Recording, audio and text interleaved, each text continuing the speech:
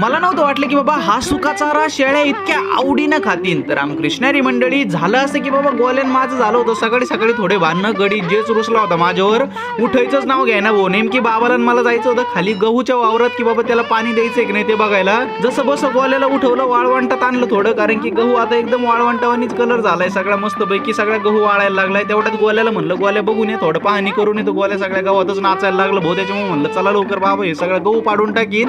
बाबा पण म्हणले आता फक्त खालच्या वावरात आपल्याला थोडं पाणी द्यायचं बरं का, कारण की ते थोडा हिरो गहू आहे. मग आम्ही तिकडून घरी आलो तर मी पहिले राजवून सोडले, कारण की काल दिवसभर त्यांना कोंडून ठेवलं होतं मी. आता त्यांना मोकळं सोडलंय, कारण की उद्या ते अंड देणार आहे. आता दुपारी कोंडलं का मग उद्याच त्यांना सोडून द्यायचंय. तेवढ्या शेळ्यांना पण खुराक दिला आणि राजवंच्याच खुरड्याचं आपल्याला करायचं होतं थोडं गेट. त्यासाठी शावगोल गेलो होतो प्रज्ञेशन. मी थोडं सामान आणून दिलं बाबाला. बाबाने एकदम प्रॉपर मध्ये गेट केलं. आता या खुरड्यात मला एक छोटंसं घरटं करायचं होतं त्यांना अंडे देण्यासाठी. आता त्यांचं जे जुनं घरटं होतं ना ते अनसेफ होतं, त्याच्यामुळे मी ते मोडून टाकलं होतं बरं का. आता या खुरड्यातच मला घरटं करायचं होतं, त्याच्यामुळे मला लागत होता सुका चारा. त्याच्यामुळे प्रज्ञेशन मी गेलो होतो पत्र्यावर, कारण की तिथं आहे ना लिंबाचा सुका पाला पडला होता आणि तो इतक्या प्रमाणात होता. म्हणलं बाबा हे पहिला काढावं लागेल. आता काढता काढता ते काय झालं, गौरी पुढं पडला आणि गौरीने जेच खायला चालू केलाय आणि त्याच्यानंतर शेळ्यांनी जेच खायला चालू केलाय. म्हणलं याला तर स्टॉक करून ठेवला पाहिजे. शेळ्यांना आणि गौरीला मस्तपैकी माझी येणे खायला.